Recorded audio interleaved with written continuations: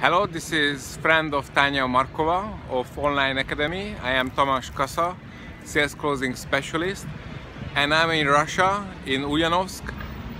This is my 5th trip to Russia, and I love Russians, I love Russia, and I really believe that Russia is one of the leading countries, if not the best, and your values are still intact. The only problem with Russians is that they don't speak English.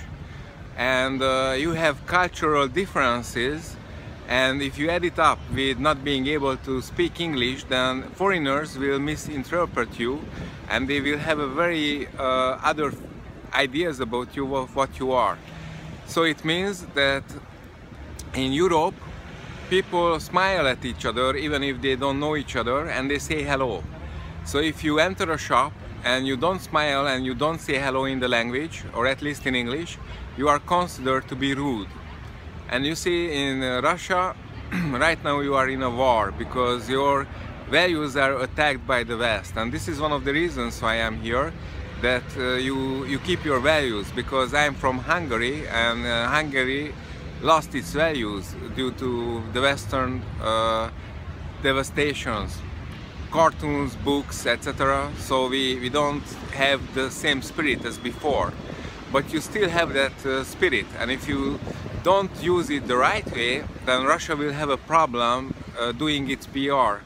You see, your government, your president can do lots of PR for you and do many good things, but if you go abroad and you show a bad picture, or just a picture that is misunderstood, then people will not help Russia, but it can be a very big problem in the future.